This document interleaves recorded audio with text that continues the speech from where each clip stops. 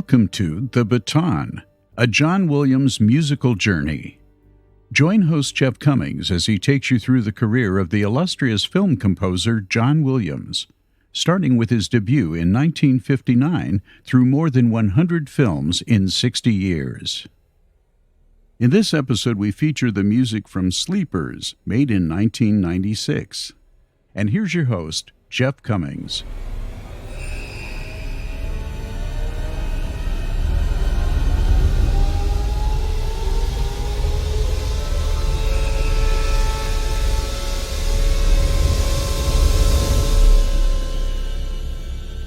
I sat down in the theater on October 1996, ready to watch a film featuring some very famous actors tell the story of four boys whose lives are changed forever when a prank goes horribly wrong. The names appearing on the screen during the opening credit read like a who's who of top actors at the time. Robert De Niro, Dustin Hoffman, Kevin Bacon, Brad Pitt. Plus, there were some actors who were on the rise as well.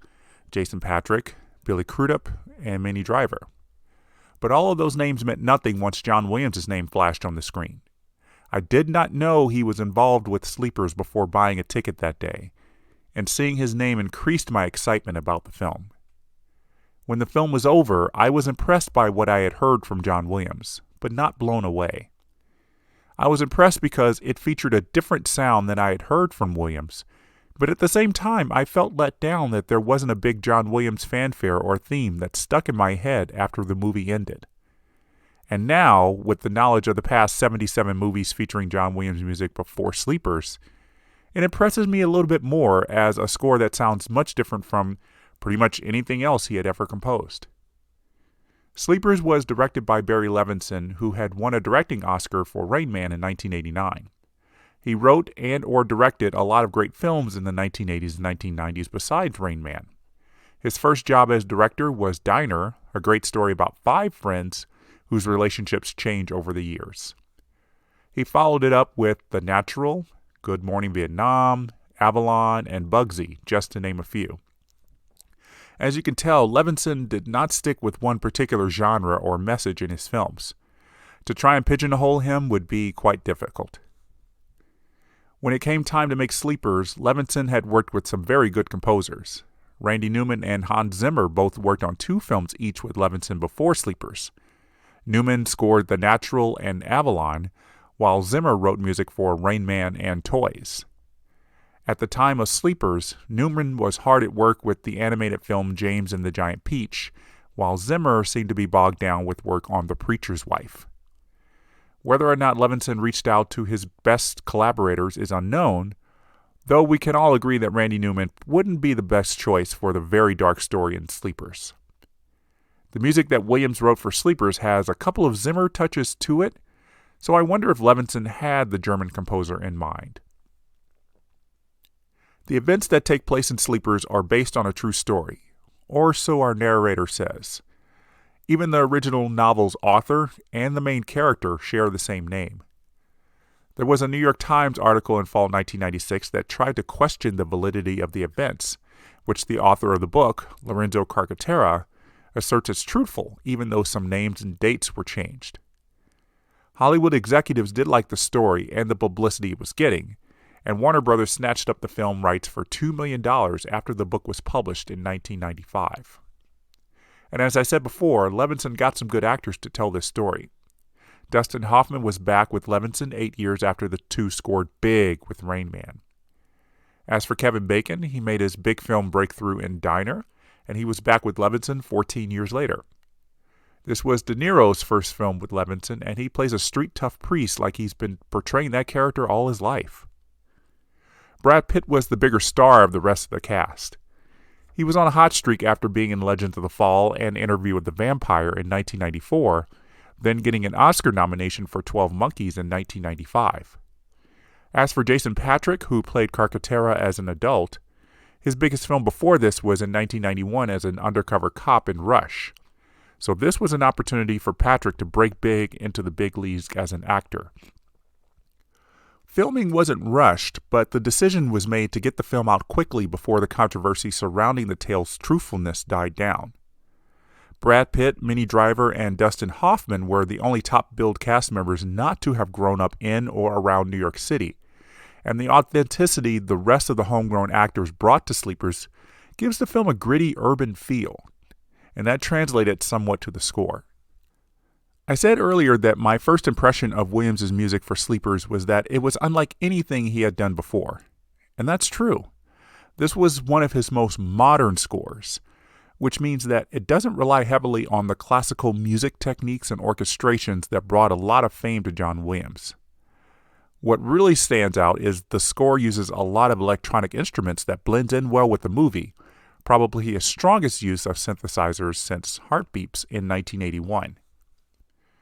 The music for the opening credits starts out with a lonely and somber horn, followed by the flute. At this point, this is the John Williams we're used to hearing.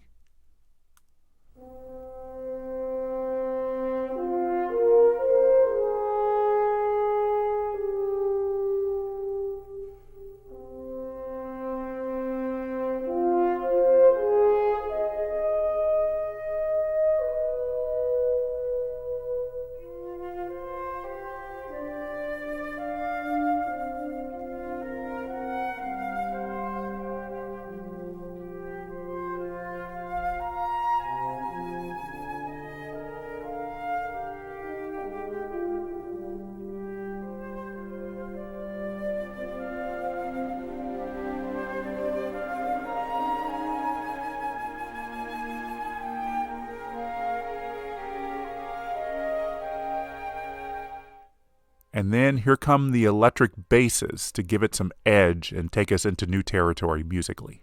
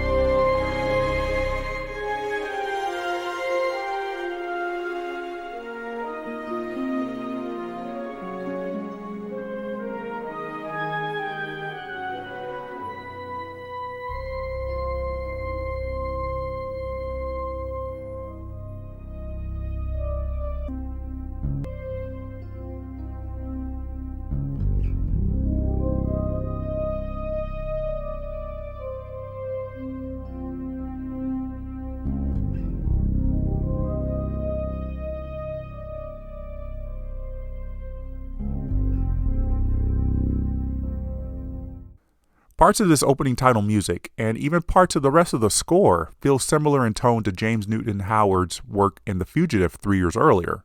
Very urban and very slick. I sense that Jerry Goldsmith also might have done well with this film, though he might have over-intensified his music. This might have been the type of music Williams has longed to write for a film, but has never had the opportunity. So the two musicians who played the French horn and the flute in the opening credits got some credit in the movie. Janet Ferguson was the flute soloist, while James Thatcher handled the French horn solos. Ferguson and Thatcher deserve the credit they got because they do add to the heart of the music and stand out above the electronic music.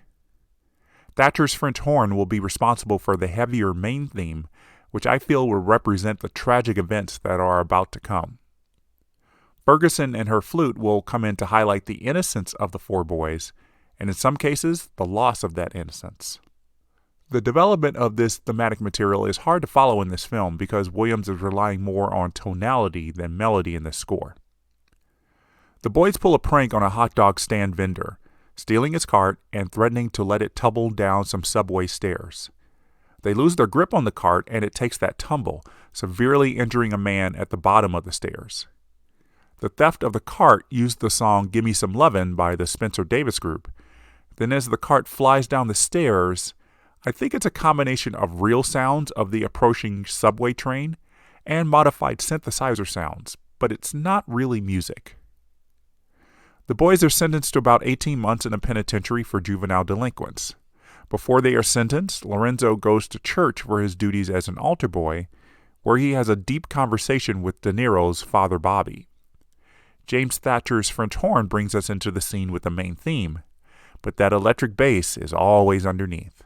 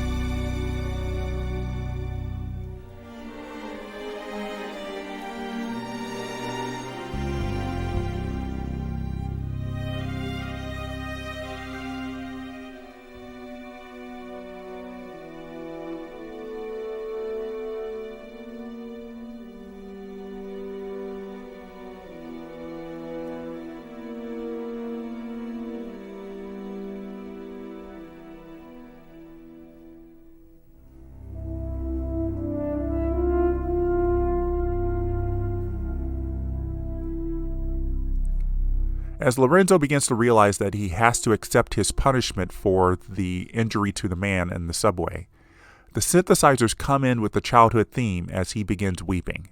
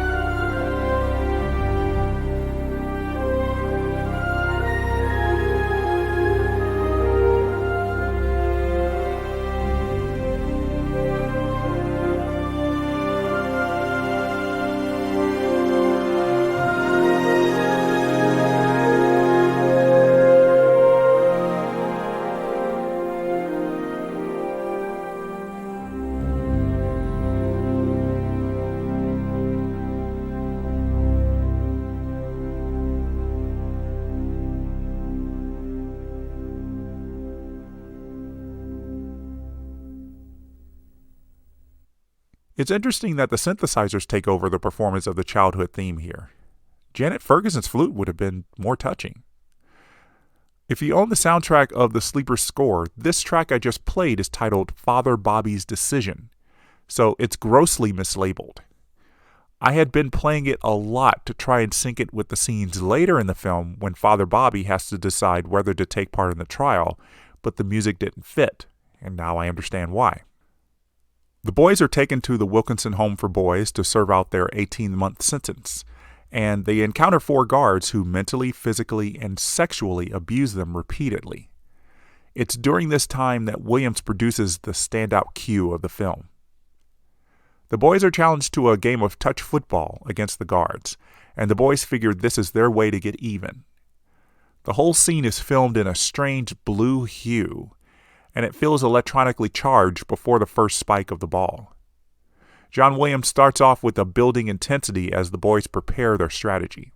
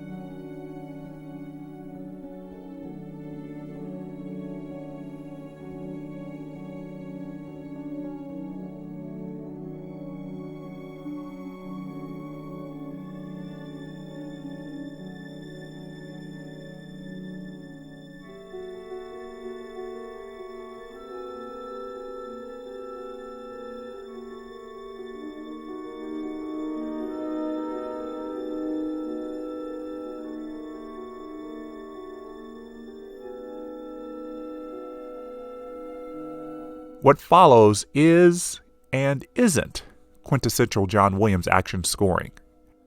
It has the driving rhythm that he knows how to employ in his action music, and though there is a melody playing underneath, it's not the primary focus. Though he's been heading in this direction with his action music lately, particularly in Jurassic Park, this cue is an excellent example of how Williams will shape his action music going forward. He's creating a feeling with this music, very macho, and it's the only moment in the film when the full orchestra stretches its legs.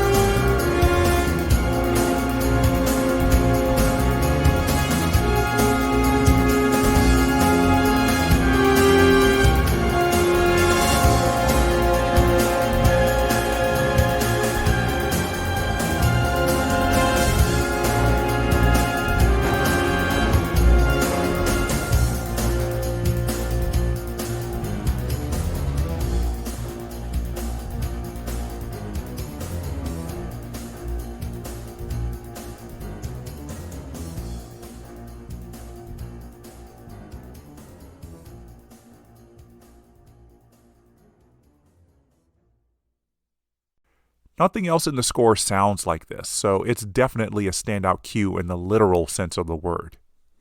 The trumpet players making occasional punctuated appearances are nice, though this music belongs to the drum and tambourine players who keep this running on the same course as the rest of the score.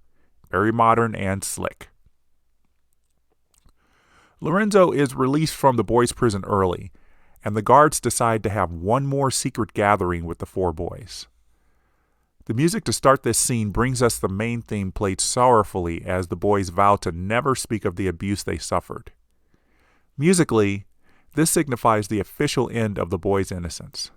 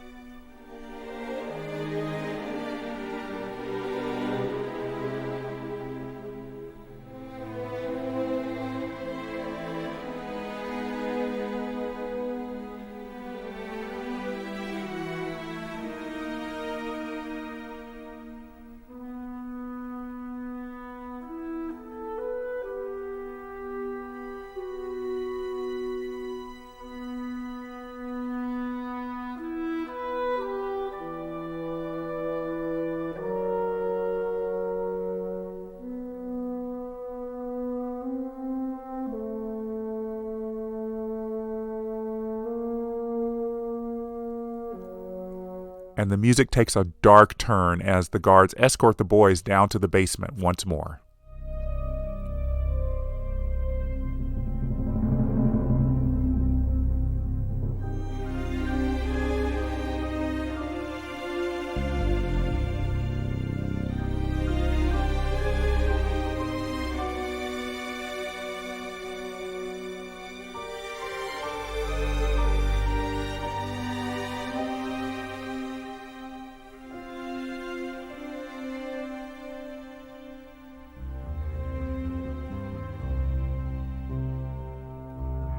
Then, the camera flies down the tunnel and we're transported 13 years into the future when we see two men walk down the street propelled by an ominous piano performance.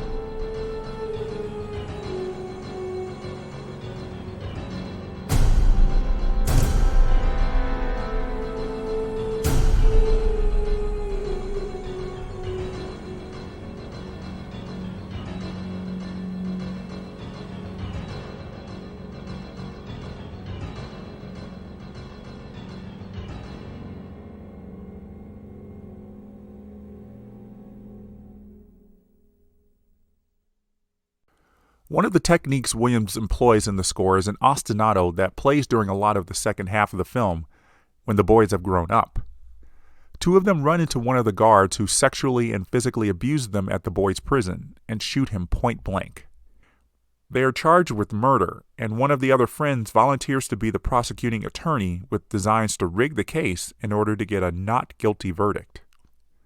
Lorenzo is the one helping to make sure the witnesses don't testify, and to eventually get De Niro's father Bobby to lie on the stand and say the two were with him the night of the murder.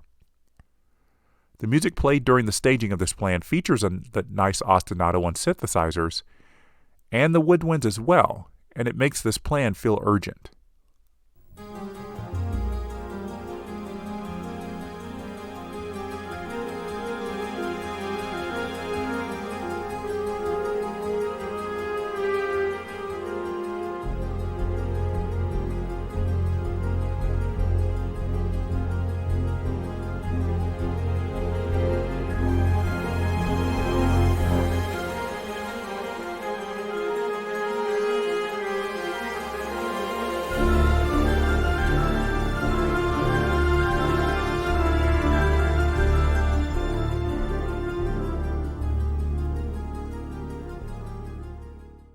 The ostinato you hear, whether intentional or not, seems to reference the Dies Irae that pops up a lot in John Williams' scores. If you listen to David Kay and I talk about it in the Jurassic Park episode, you remember that this melody had its origins in requiem masses, and composers were criticized for placing it into secular compositions. We also mentioned that it would appear in sleepers, and I think the Dies Irae melody, which goes like this, was a jumping off point for this ostinato, and it's fitting because there is a deep religious subplot going on in the story. That religious subplot is made very obvious in a scene when adult Lorenzo goes to church and prays with his rosary. Holding the rosary brings back a chilling flashback at the boy's prison when he's brutally raped by a guard.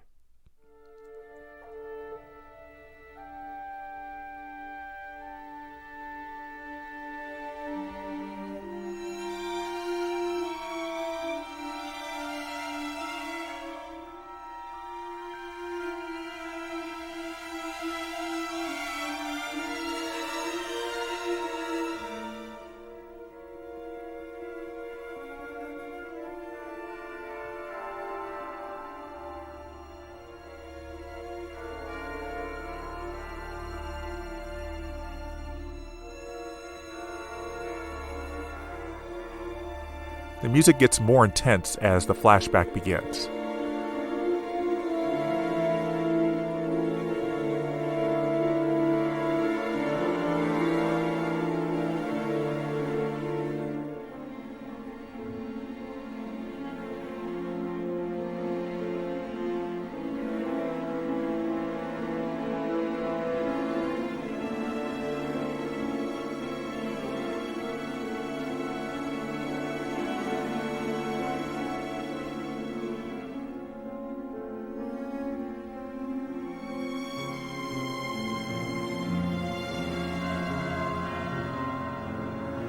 Offsetting this tough scene is a children's choir in the score.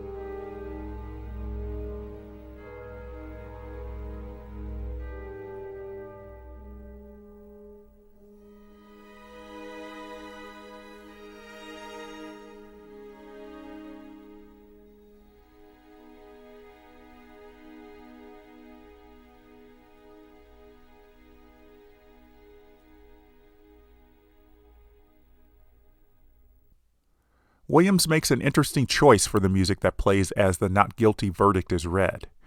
Though everyone is celebrating on screen, well, except for Michael, the prosecuting attorney, the music stays muted and a bit remorseful.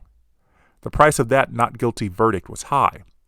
Lorenzo had to convince Father Bobby to lie, and the two men obviously killed the guard, but were able to walk free. It's not until a month later that there is some sense of happiness when the gang reunites for the last time. Janet Ferguson's flute helps us along for that more innocent time when all four of them were just punk kids in the Hell's Kitchen.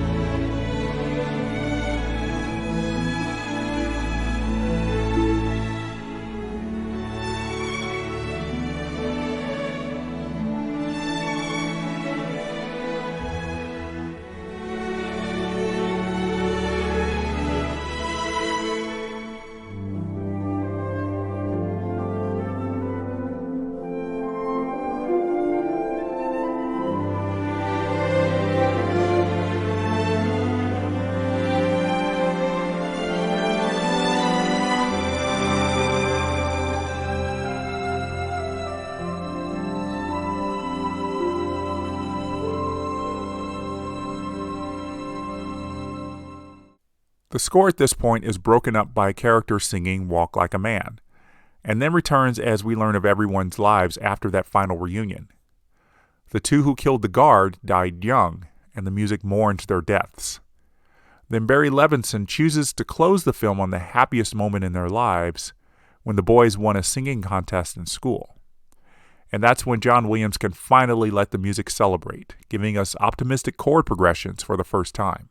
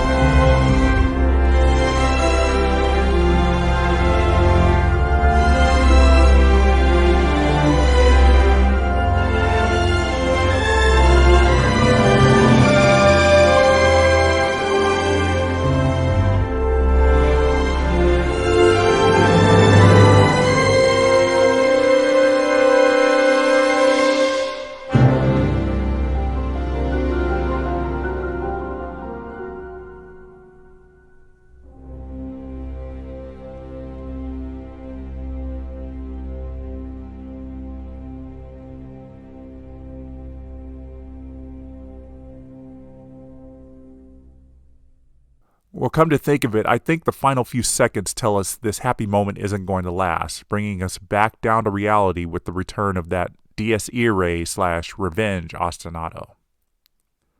The end credits give us a reprise of the Dies Irae Ostinato, then Janet Ferguson gets an encore on the flute.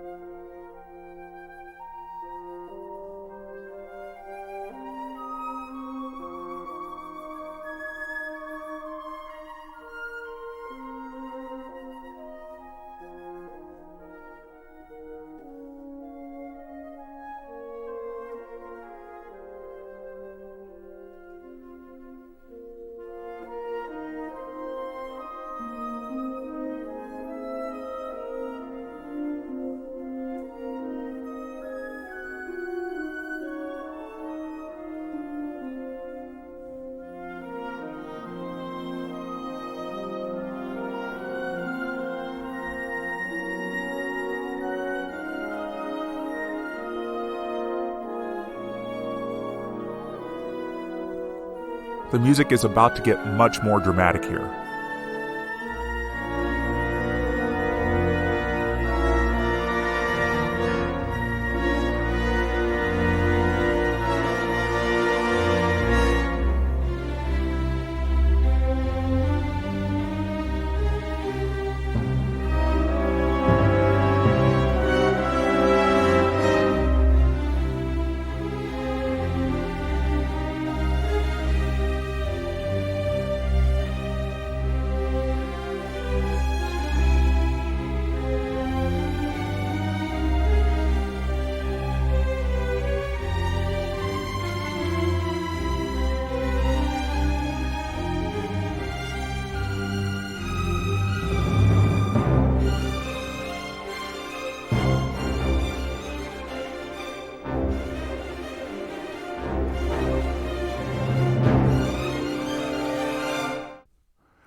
That comes from the second track on the CD called Hell's Kitchen.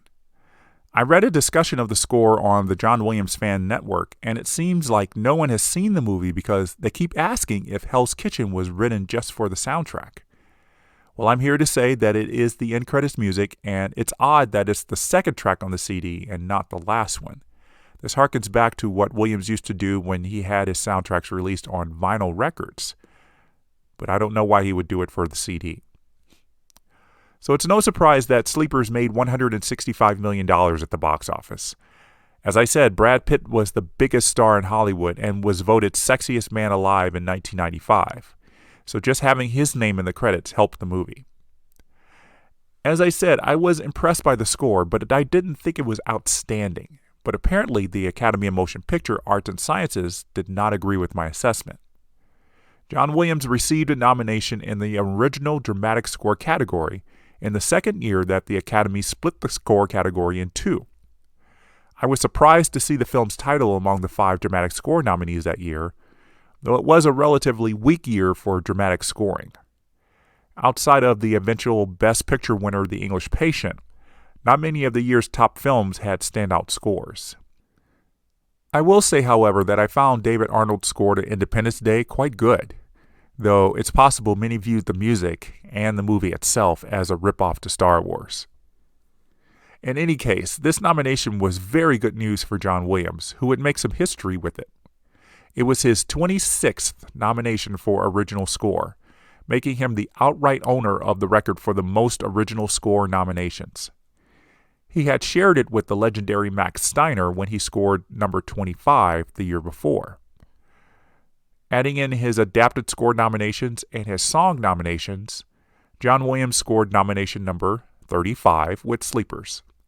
It would tie him with Edith Head for 4th on the list of all-time Oscar nominations. So when would he break that tie and stand alone in 4th place? We'll find out on an upcoming episode of The Baton. So by the time John Williams was waiting to hear if he would win the Oscar for Sleepers, which he did not since it was definitely the year of The English Patient, he was already celebrated worldwide for another great contribution to the Olympics.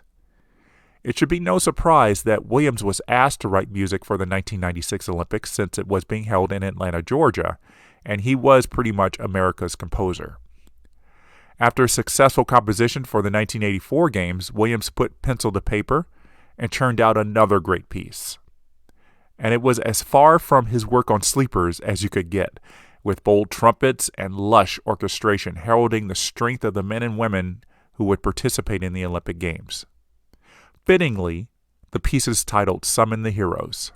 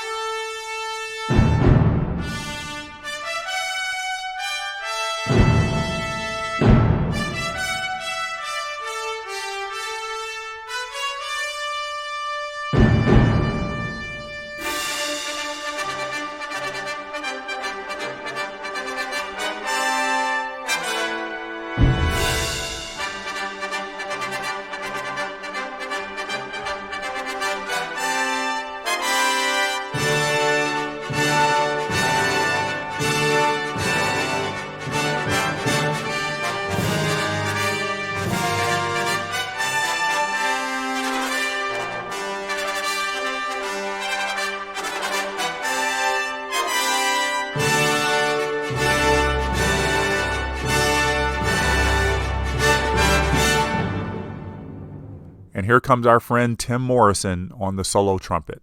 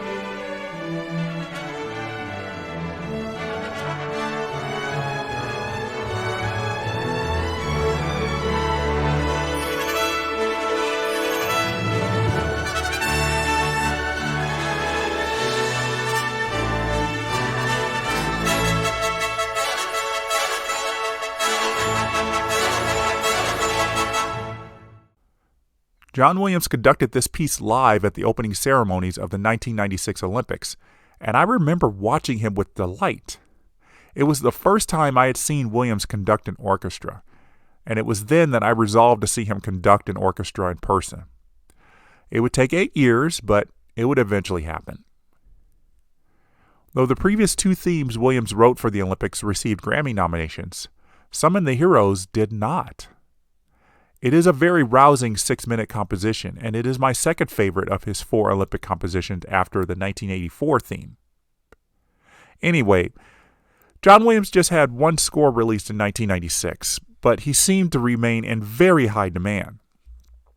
His old buddy Steven Spielberg was getting back in the director's chair for 2 movies in 1997, having taken a few years off after the stress of Jurassic Park and Schindler's List.